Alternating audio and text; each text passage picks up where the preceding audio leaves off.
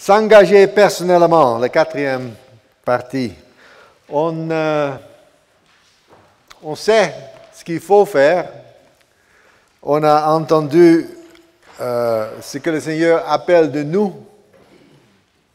Mais maintenant, plus personnellement, est-ce que l'appel à faire des disciples s'adresse à moi? Qu'est-ce que moi je fais avec ce que le Seigneur demande à ses disciples? Qui aspire, et j'applique ce verset de 1 Timothée 3, n'est-ce pas, ce qui aspire à la surveillance, aspire à une œuvre excellente, mais je crois aussi, celui qui aspire à faire des disciples fait une œuvre excellente. Qui aspire à cette œuvre? Et peut-être aussi une question à réfléchir dessus, c'est à quel point de votre piste êtes-vous? Je pose cette question aux frères au Cameroun que j'ai formés il y a une vingtaine d'années. Et je disais que vous êtes bientôt 50, vous avez bientôt 50 ans. Qui va prendre le relais après vous? Qui va continuer l'œuvre sur le terrain? Et à quel point de votre piste êtes-vous? Est-ce que vous transmettez, passez le relais? Ou est-ce que vous gardez le bâton et vous entrez dans, excusez-moi, le tombeau, sans donner, passer cette responsabilité à une autre? C'est une question à réfléchir. Qui continuera après nous? Nous sommes tous une génération, majorité, qui ont bien grandi dans les assemblées, mais on voit aussi que nos assemblées sont en train de affaiblir. Et qui est-ce qu'on a formé pour qu'on reprend? Est-ce qu'on croit encore à un avenir de nos assemblées? On a l'impact, n'est-ce pas? Est-ce qu'on croit à un impact dans nos assemblées, dans nos cœurs? Et un élément essentiel, je crois aussi, c'est de former des gens qui ont vraiment, n'est-ce pas, ce zèle de continuer l'œuvre que nous avons commencée. Beaucoup ici ont investi, mais qui va prendre notre place après nous? À quel point de notre piste sommes-nous? Et est-ce qu'on donne? Vous connaissez aussi, n'est-ce pas, que quelqu'un court, il faut un bon match, n'est-ce pas, quelqu'un court parce que l'autre donne. Si ce qui tient ne laisse pas le bâton, n'est-ce pas, l'autre veut bien, mais l'autre ne veut pas le laisser, ça donne aussi problème. Celui qui est devant ne veut pas lâcher. Vous comprenez ce que je veux dire, n'est-ce pas, dans la responsabilité. Il faut aussi connaître le moment de transmettre et pas garder ça trop longtemps, mais de dire que maintenant c'est à toi et de transmettre d'une telle manière. Moi, d'abord tu vas m'aider, puis tu vas regarder, d'abord tu regardes, tu vas m'aider, et puis cette transition. Et alors, quand est-ce qu'on va passer le relais? Plan d'action. À qui pourrais-je proposer un mentorat?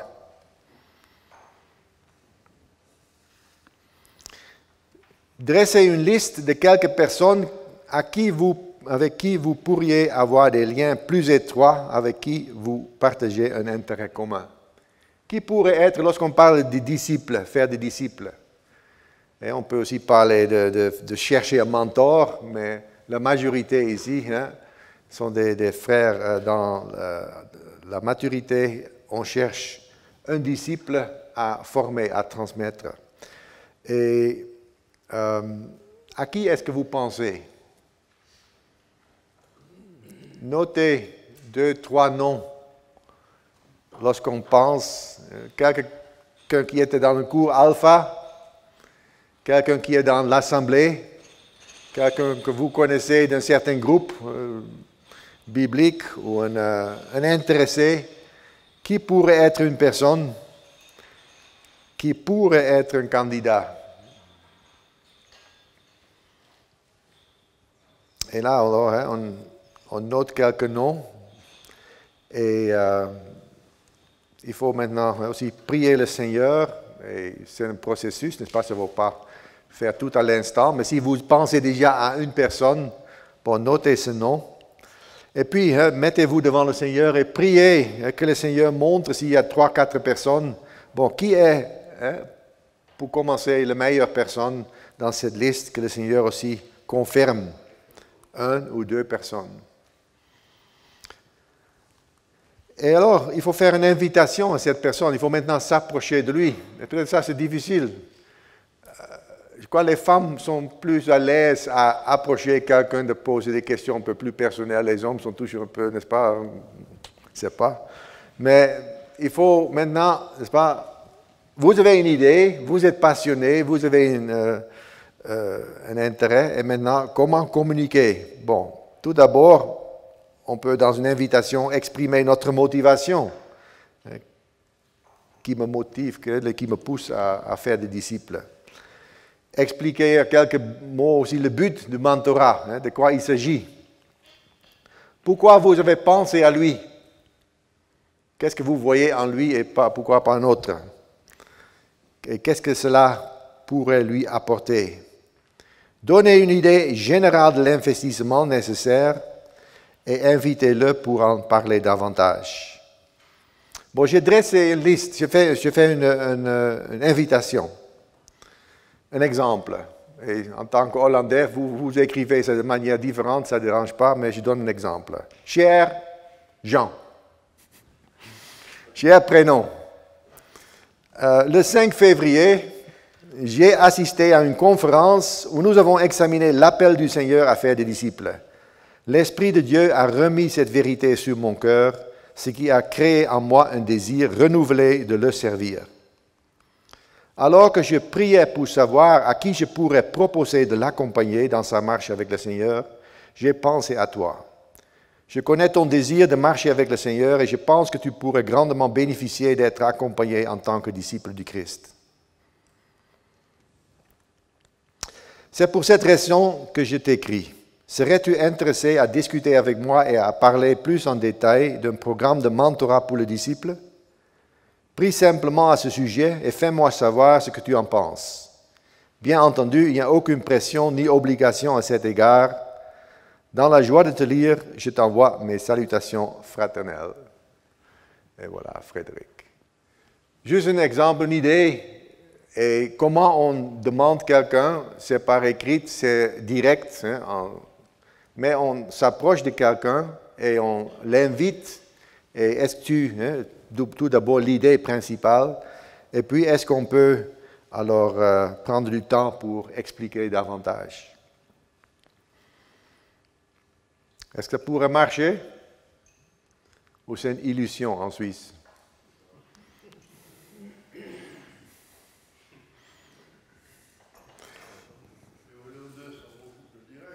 C'est vrai, c'est culturel, mais j'espère quand même que vous avez une manière de vous approcher d'une autre, n'est-ce pas? Ça, c'est direct, mais peut-être vous avez une manière indirecte, mais il y a quand même une manière de communiquer, n'est-ce pas?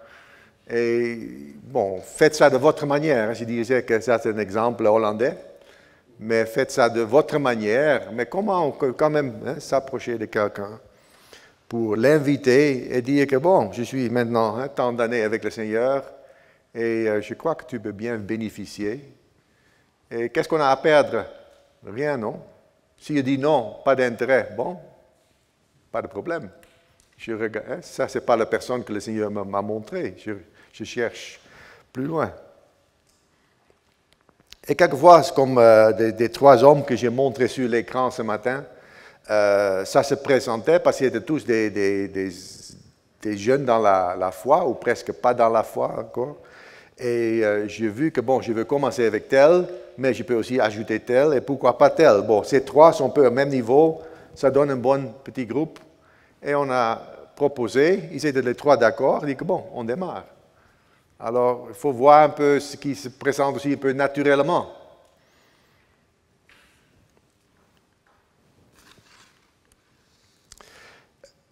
Un peu une idée d'une première rencontre, le style et la structure. Bon, il faut, lorsqu'on en parle de se rencontrer, il faut avoir un rythme réaliste des rencontres. Il ne faut pas dire qu'on va chaque matin à 5 heures, on va se rencontrer, parce que probablement ça ne va pas aller au-delà d'une semaine après cet échec. Il faut un rythme, une certaine fréquence, quelle journée, la durée de l'ensemble, est-ce que c'est pour un certain temps, pour une certaine saison. Le mode, est-ce que c'est en présentiel?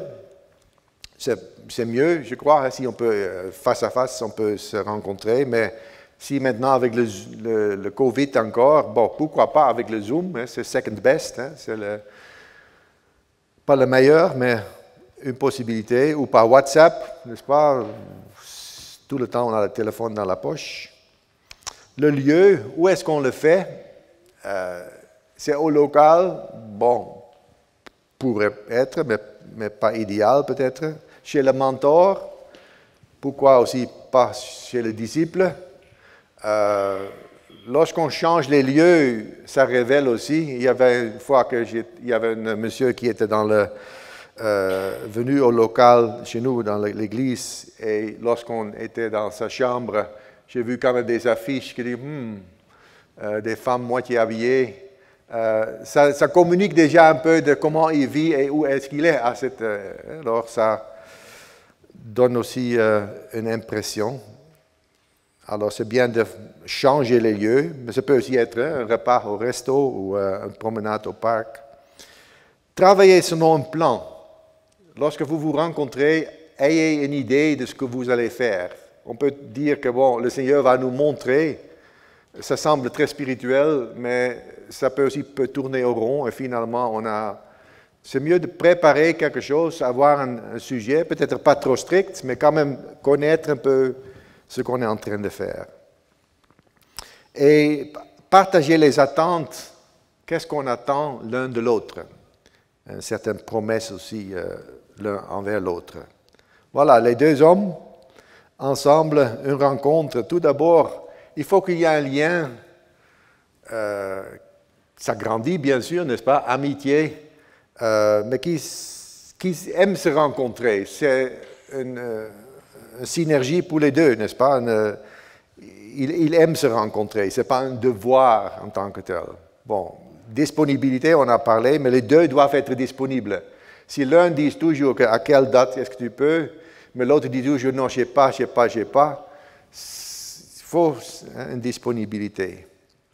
Lorsqu'on se rencontre, il y a cette attitude de pas de juger, mais plutôt d'ouvertement en parler, etc., mais de ne pas disqualifier la personne ou de ce qu'il fait, plutôt l'aider à avancer. Encourager, on en a parlé. Confidentialité. Ça, c'est important que tout ce qui est dit reste entre nous. Et c'est un à un, mais aussi dans un petit groupe, ça reste entre nous. Parce que c'est très nuisif lorsqu'on entend plus tard parler dehors que moi j'ai tel et tel problème, n'est-ce pas? Vous comprenez, on ne veut pas que toute l'Assemblée est au courant de ce qu'on a discuté dans notre petit groupe. Ça doit être un contrat, n'est-ce pas, entre nous qu'on garde la confidentialité. Bon, à quoi est-ce que vous pensez encore comme élément dans la rencontre? Qu'est-ce qui pourrait être important?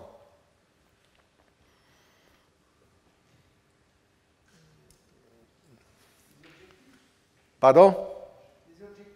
Les objectifs, hein, savoir quoi faire, oui.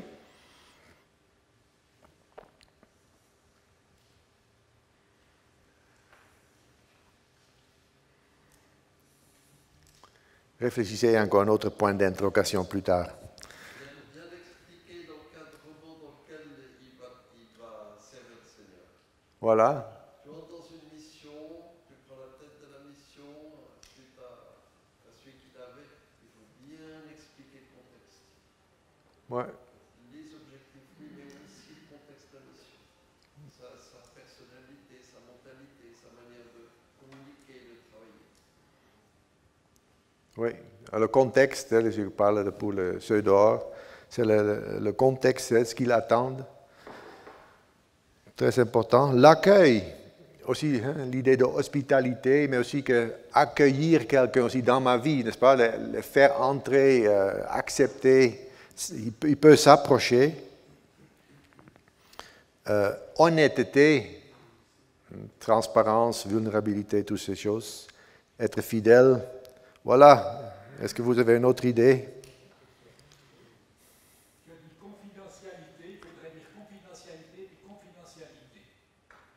De deux côtés. Non, je dis qu'il faut le dire 3 fois. Ça veut dire qu'il faut aussi une confiance. Confiance. Mais la confidentialité, je crois que c'est peut-être quelque chose. Un secret, c'est quelque chose qu'on dit qu'à une personne à la fois. Mais c'est un petit peu devenu un mode de vie, alors que la confidentialité, c'est capital. Oui. Et pas non, Et pas non plus partagé comme un sujet de prière, n'est-ce pas?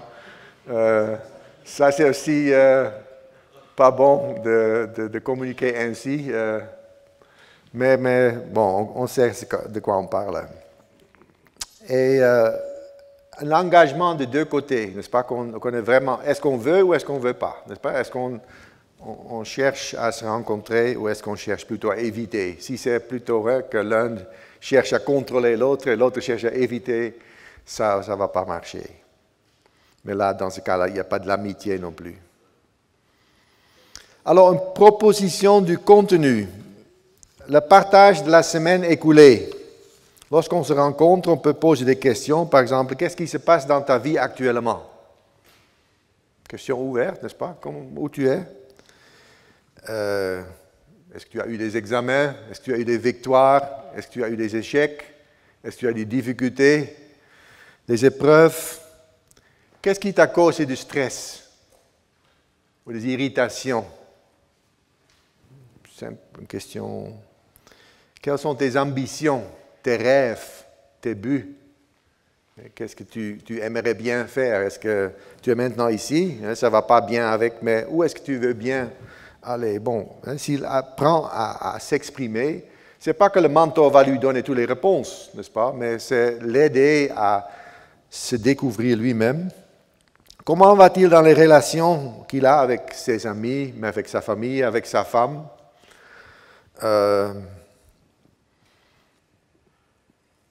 Comment va-t-il avec sa relation avec l'autre sexe? Il rencontre aussi des femmes, n'est-ce pas, dans le travail, là où il est. Où est-ce qu'il est? Où est-ce qu'il se trouve dans ce sens-là? Est-ce qu'il y a une bonne, saine distance, une pureté, qui connaît comment se comporter? Est-ce que c'est encore intègre, comment il se comporte? Comment va-t-il dans sa relation avec le Seigneur? Comment va-t-il avec son argent s'il veut partager? S'il dit que ça ne te regarde pas, bon, le mentor dit, OK, dans ce cas-là, j'accepte, n'est-ce pas? Je ne veux pas demander davantage. Mais s'il a un problème et il veut bien aussi que le mentor demande, n'est-ce pas, comment tu as dépensé, parce qu'il est toujours dans les dettes, bon, peut être aidé. Sur le plan moral, ça va comment maintenant avec l'alcool dans ta vie, avec la pornographie, avec le fumer, avec les mauvais films que tu regardes, n'est-ce pas? Comment tu veux avancer sur ce point-là? Dans ton caractère, quelques faiblesses. Peut-être il a peur de beaucoup de choses, il dort mal, peut-être il y a l'explosion de colère, des soucis. Découragement. Le mentor n'est pas un professionnel, n'est-ce pas, un thérapeute, mais il peut quand même aider à faire découvrir. Bon, ainsi, on pose des questions sur ce qui se passait dans la semaine et où il se trouve maintenant. Être à l'écoute, poser des bonnes questions. Puis, il faut prier ensemble, remercier le Seigneur. Peut-être il y a confession aussi confesser devant quelqu'un, ça peut aussi aider. Et si quelqu'un a un problème avec l'Internet, prochainement on se dit que dernièrement on a prié pour cela, comment était la semaine passée, n'est-ce pas? Ça va l'aider aussi à rester sur le bon trajet.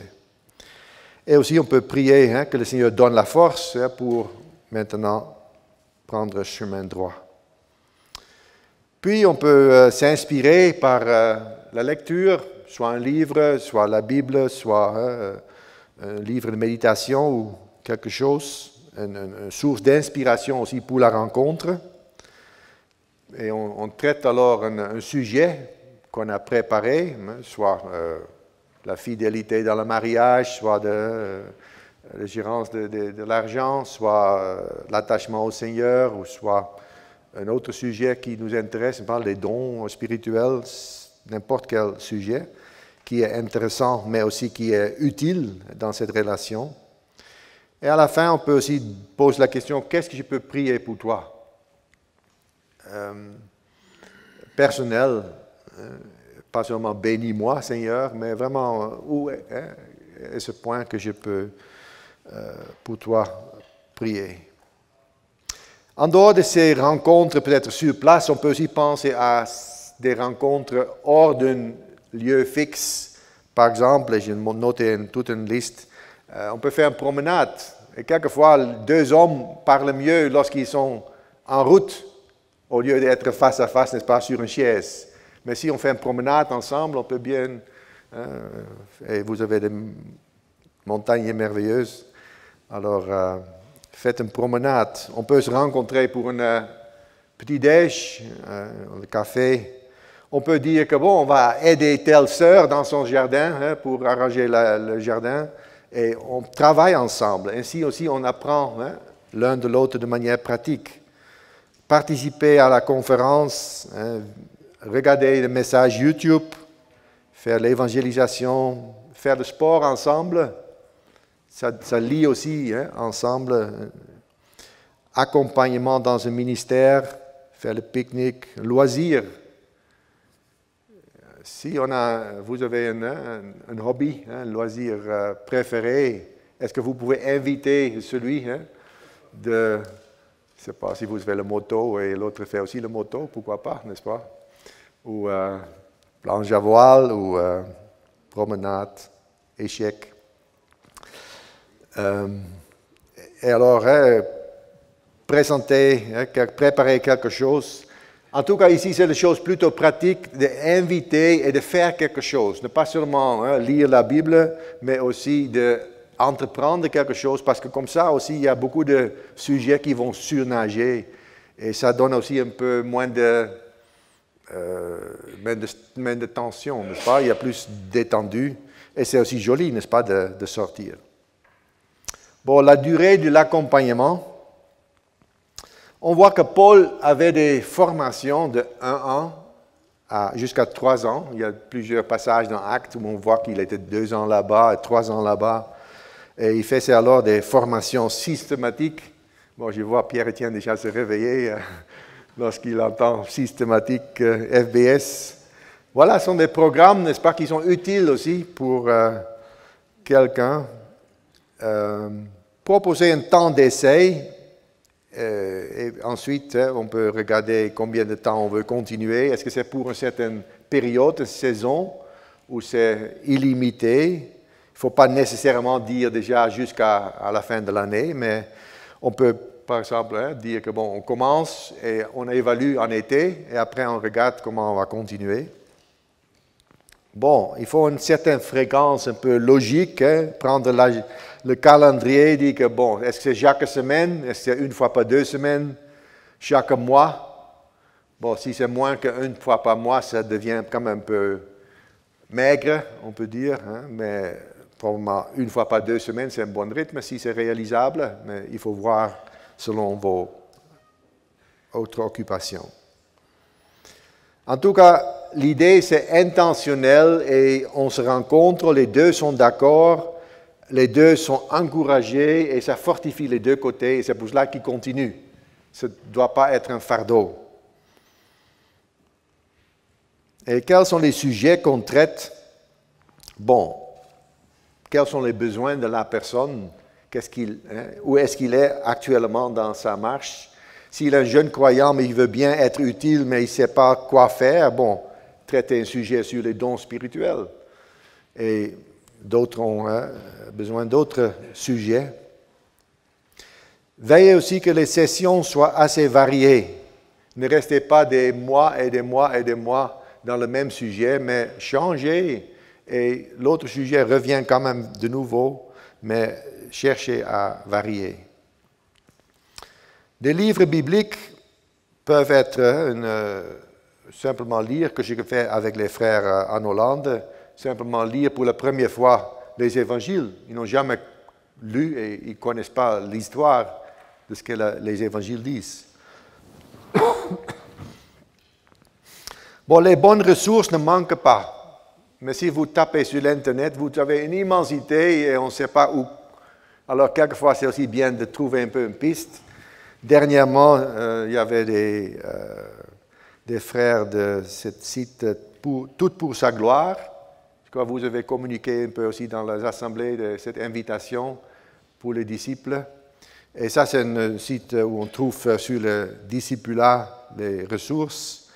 Parole de mentor, c'est avec à l'instant, oui. Et bon, c'est juste 2 exemples. Un autre, moi j'ai aussi préparé au Cameroun une 50aine de sujets, plutôt des feuilles de travail. Si vous voulez vous engager avec votre disciple, écrivez-moi, je peux vous communiquer ça. Mais c'est mieux d'abord de trouver quelqu'un pour que ce soit un projet réel. Je suis en liaison avec un réseau qui s'appelle IBCM, International Brethren Conference on Mission. Et là, on travaille à un projet qui s'appelle Go Disciple. Et c'est en anglais, mais ce sera aussi traduit. Et c'est un programme qui se présente un peu comme ça. Ce sont 10 treks, 10 trajets. Et chaque trajet a 10 leçons. Et c'est l'idée d'être un programme progressif, une croissance, pas à pas. Moi, j'ai préparé le Discovery Trek. Ça commence à la création, la crise avec la chute, l'alliance, l'exil, la vie de Christ, victoire de Christ, l'Église, mission, le retour du Seigneur et la nouvelle création. Alors, j'ai fait un peu l'ensemble en 10 leçons de toute la Bible. Et d'autres ont fait plutôt, ils travaillent à des sujets plutôt systématiques. Et l'idée, c'est vraiment que ce soit préparé pour mentor-disciple-relation, avec surtout des questions, avec une petite introduction. C'est encore sous construction, mais on espère dans une année que c'est bien disponible. Alors, regardez sur ce site ibcm.net. Pensez à cette stratégie de transmission. Votre disciple apprend surtout lorsqu'il transmet ce qu'il a appris. À son tour, le disciple doit aussi de nouveau transmettre, et c'est là où il va apprendre. Écouter, c'est une chose, mais maintenant je dois reproduire. Ça donne alors cet profit. Paul transmettait à Timothée, Timothée aux hommes fidèles et capables. Les hommes fidèles capables cherchaient d'autres, et vous voyez déjà ces 4 générations. Et c'est ça que nous voulons, n'est-ce pas? C'est moi, je forme le disciple forme à son tour un disciple. Bon, à quel moment est-ce que quelqu'un peut reproduire? Il faut voir, n'est-ce pas, selon la capacité, la maturité, mais il ne faut pas non plus attendre 30 ans, n'est-ce pas? Et lorsqu'on cherche à créer un mouvement, ça doit, aussitôt que possible, on doit reproduire. Et cet engagement peut avoir un impact sur plusieurs générations. Et nous devons aussi être conscients du potentiel collectif pour les églises, que le fait de faire des disciples a aussi un fruit dans l'Église.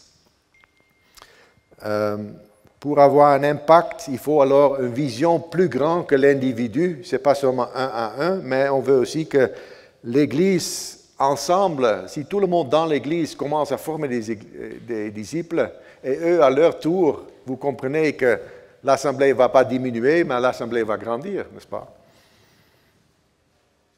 Paul dit en 1 Thessaloniciens 1, « Vous-même, vous avez été mes imitateurs et ceux du Seigneur », de nouveau, ce modèle, « en recevant la parole au milieu de beaucoup d'afflictions avec joie du Saint-Esprit, en sorte que vous êtes devenus un modèle pour tous les croyants de la Macédoine et l'Achaïe. Non seulement, en effet, la parole du Seigneur a retenti de chez vous, dans la Macédoine et dans l'Achaïe, mais encore votre foi en Dieu s'est fait connaître en tout lieu de telle manière que nous n'avons pas besoin d'en parler. Alors, Paul et Sylvain, aussi là c'est Timothée, étaient là au milieu des Thessaloniciens, sont partis, les Thessaloniciens ont retenti le message, n'est-ce pas, ont fait connaître la bonne nouvelle aux croyants de la Macédoine et l'Achaïe, et nous voyons plus tard, en tout lieu, ça s'est répandu. Alors vraiment un mouvement qui est entré en Grèce. Alors la formation de disciples a le potentiel de transformer tout un pays. Voilà, le monde entier. Et vous avez certainement vu déjà ces calculs. Comment atteindre le monde entier? Si on est vraiment fidèle à la tâche, et il y a une histoire, je ne sais pas si c'est vrai ou pas, mais c'est monsieur qui a inventé l'échiquier, qui voulait être récompensé. Alors le roi a demandé, qu'est-ce que tu veux? Il a dit, donne-moi un grain sur le premier, et le double sur le deuxième, et le double sur le troisième, etc., etc. Alors le roi a dit, non, c'est modeste, pourquoi tu demandes seulement ça? Il dit, non, fais ça. Et finalement, le roi a commencé à calculer, et ça donnait alors un chiffre comme ça. Et ça représente 2000 fois la production mondiale de l'année passée. 2000 fois. Là, simplement, multiplication. Si chacun à sa place multiplie, si on est obéissant, ça va alors, n'est-ce pas, exploser. Ce n'est pas impossible ce que le Seigneur nous a demandé de faire, n'est-ce pas? Mais est-ce qu'on fait ce que le Seigneur nous a demandé de faire? Et pour clôturer, là, achevons notre course à la lumière de son avènement. Paul disait, j'ai achevé la course. Et il était sûr que le Seigneur va le récompenser au dernier jour. Le couronne de justice lui est réservé. Et Pierre dit, hâtez l'avènement du Seigneur. Comment on peut hâter l'avènement du Seigneur? Bon, je combine ça avec un autre verset de Matthieu 24. Cette nouvelle du royaume sera prêchée dans le monde entier pour servir de témoignage à toutes les nations, alors viendra la fin. Je ne sais pas comment vous lisez la Bible, mais si je lis ça en lumière des autres versets, je vois que, bon, le Seigneur sait quand il va venir, mais le Seigneur sait aussi ce qui doit être fait avant qu'il vienne. Et nous pouvons hâter le jour du Seigneur. Alors on peut contribuer à l'évangélisation du monde entier, et puis le Seigneur va revenir pour établir son royaume. Alors à nous de finir bien notre course et de réfléchir à cette question, à qui est-ce que moi j'ai investi ma vie? À la fin, cet fidèle serviteur entend les paroles du Seigneur et dit que tu as été fidèle en peu de choses, je te confierai beaucoup, entre dans la joie de ton maître. Alors que vous réfléchissez encore sur ces versets, qu'on aimerait aussi bien entendre en tant que serviteur, ces paroles du Seigneur, entre dans la joie de ton maître, tu as été fidèle en peu de choses. Bon, devoir, je ne sais pas comment vous avez vécu ces 4 sessions, mais c'est bien, avant de quitter d'ici, qu'il y a une certaine conclusion pour nous-mêmes. Et je vous invite, avant de quitter ici, de partager avec 2 personnes soit dans la salle ou soit sur Zoom, où vous pouvez écrire aussi, avec qui vous partagez votre intention de commencer à vous engager de faire un disciple. Est-ce que vous